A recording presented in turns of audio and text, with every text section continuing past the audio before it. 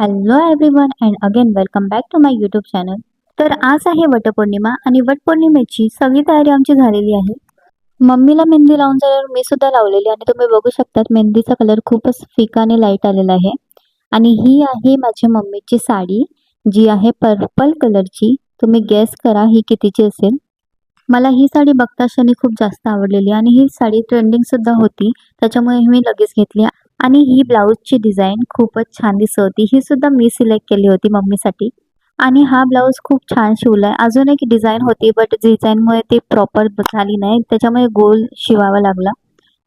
आणि हे आहे फ्रंटचा लुक. एकदा ही साडी मी नक्की घालेल. खूप खूप खूप आवडलेली मला ही साडी.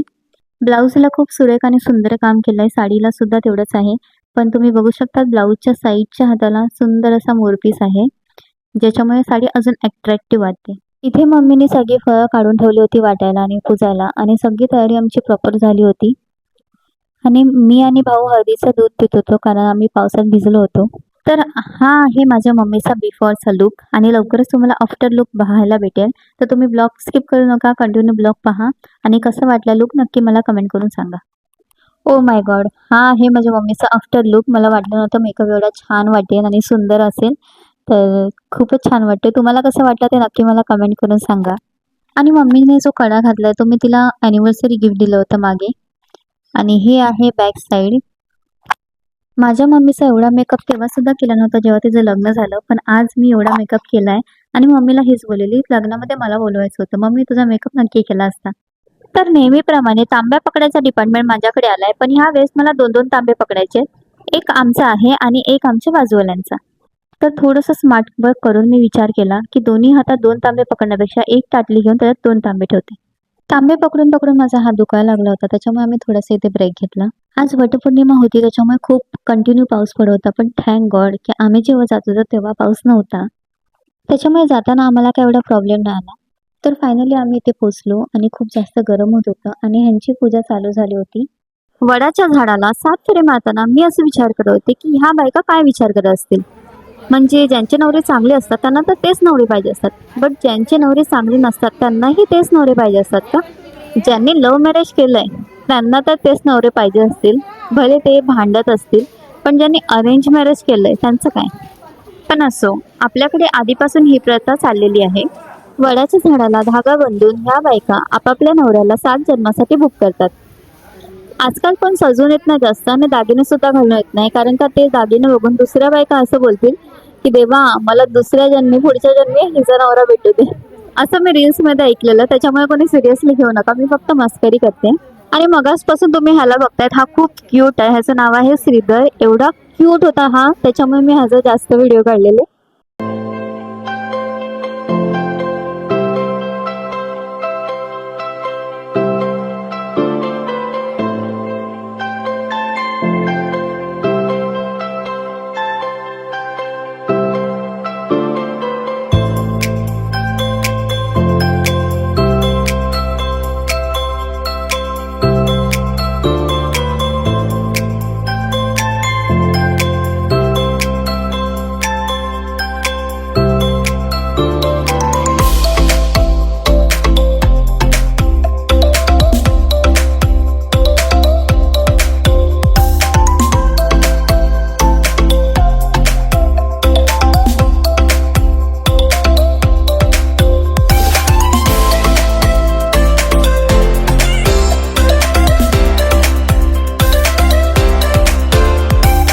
वडाची पूजा झाल्यावर इथे बाजूला शंकराचं मंदिर आहे, तिथे आम्ही पूजा करतो.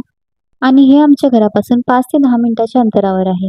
आम्ही इथे 10 ते 15 वर्षापासून इथेच येत आलो आहोत, कारण का इथेच आम्हाला यायला आवडतं आणि हे आमच्या घरापासून जवळ सुद्धा पडतं. आणि आम्हाला इथे राहून 15 ते 18 वर्ष पूर्ण झालेली आहेत. आणि तुम्ही बघू शकता ह्या टाटलीचा मी बरोबर उपयोग करून घेतला आहे.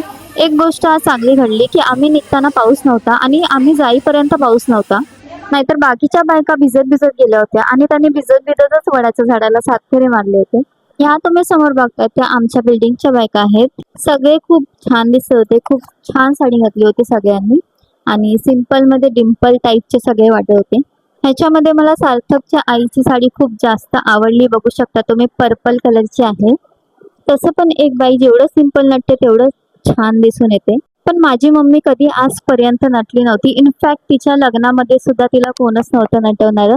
त्याच्यामुळे एवढ्या वर्षानंतर आज मी जबरदस्तीने तिला स्पेशली एवढं जास्त नटवलंय. तर मी तिला बोलले की एकच लाईफ दिली, एकदाच खाऊन पिऊन मस्त नटून पैकी आरामात नंतर मरायचंच आहे. म्हणजे खाऊन पिऊन मज्जा करून मस्तपैकी आरामात राहायचं. 4 लोक काय ते तर नेहमीच बोलतात.